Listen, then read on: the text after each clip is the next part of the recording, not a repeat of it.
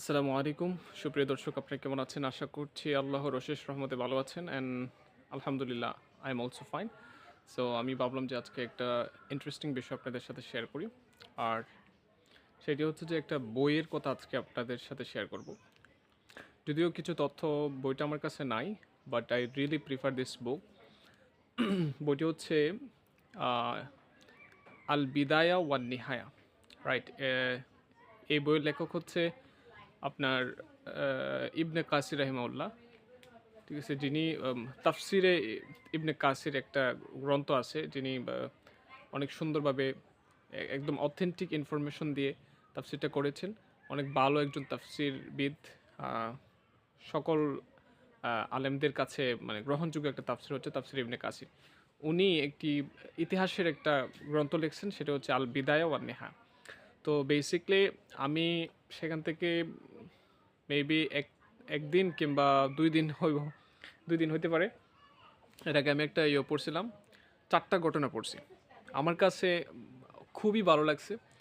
So কার কার ঘটনা আমি এটাও আপনাদের সাথে শেয়ার করছি। সেটা হচ্ছে যে এই আপনার কি বলে, ও, মুসা আলাইহিস সালামের ঘটনা, বনু ইসরায়েলের সাথে যে মুসা আলাইহিস সালাম বা ফেরাউনের সাথে যে ঘটনাটা, মানে কোরআনে উল্লেখ করা অনেক সুন্দর চমৎকার বর্ণনা।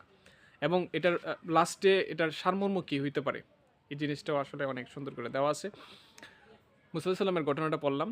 তারপরে হচ্ছে ইব্রাহিম আলাইহিস সালাম, ওই যে মূর্তি ভাঙ্গার ব্যাপারটা, যখন তাকে আগুনে নিক্ষেপ করা হয়, ঠিক আছে, আগুন যখন তার জন্য ঠান্ডা হয়ে যায়, হ্যাঁ, একদম, ঠিক আছে। যে আরেকটা হচ্ছে যে ইউসুফ আলাইহিস সালাম এর বিষয়টা নিয়ে, ওই আজিজ, যে তাকে যে বিক্রি করা হয়ে দিছিল দাস হিসেবে।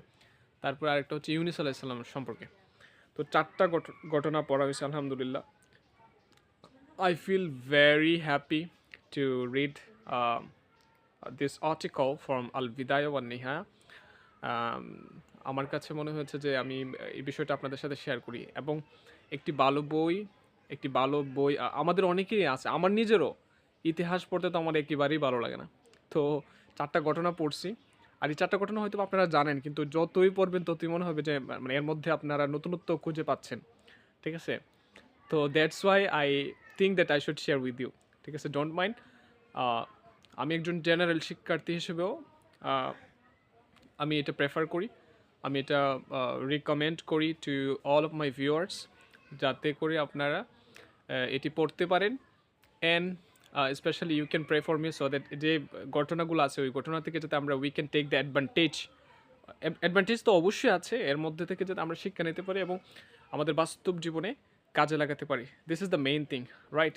সো আমি ভিডিওটা অনেক লম্বা হয়ে যাচ্ছে, সো এখানেই রাখতে হচ্ছে। So I have to stop this videos right now. Thank you very much for listening. So বইটার নাম মনে আছে তো? আল বিদায়া ওয়ান নেহা। সো ইনশাল্লাহ I will purchase this books very soon if Allah subhanahu wa ta'ala will give me capability to buy it. Assalamu alaikum.